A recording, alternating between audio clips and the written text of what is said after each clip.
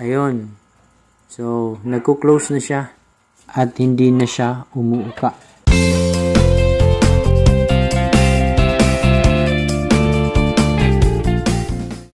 Magandang araw sa ating lahat. Ito, may ipapakita ko sa inyo kung paano ayusin ang electric oven na hindi maisara yung pinto. Kagaya niyan. Yan ay pilit na umuuka. Samahan niyo ako kung paano ko ito ni-repair. Una, i-full open ang pinto ng electric oven.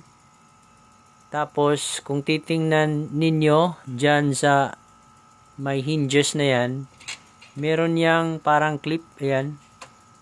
Ginahawakan ko dyan. Isasabit natin yan doon sa itaas na hinge. Kagaya niyan. O, yan. Kailangan natin maisabit yan para paghugot ng pinto ng electric oven ay hindi tayo mahirapan. Ayan, naisabit ko na yung clip doon sa itaas. Ganon din dito sa kabila. Dito ipapakita ko sa inyo paano hugutin ang pinto ng electric oven. Ayan. Hugutin lang natin yan. Dahan-dahan para hindi mabasag yung glass. Ayan.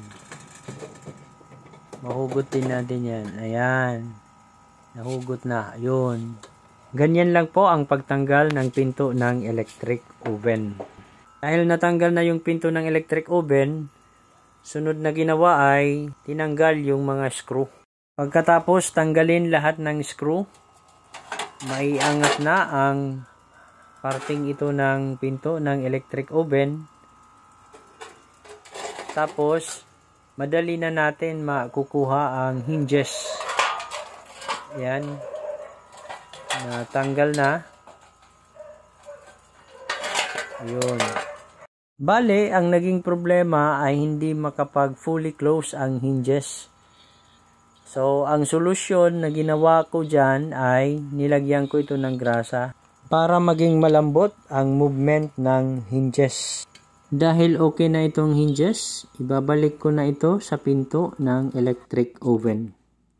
Sa pagbalik ng hinges doon sa pinto ng electric oven, nag-fast forward ako para hindi na masyadong humaba itong video.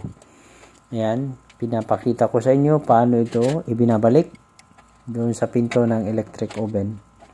Ayan.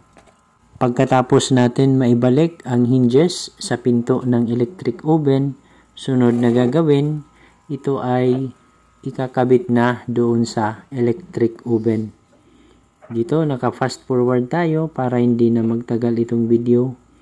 Pero makikita naman ninyo na kung paano ko ito ibinabalik sa electric oven.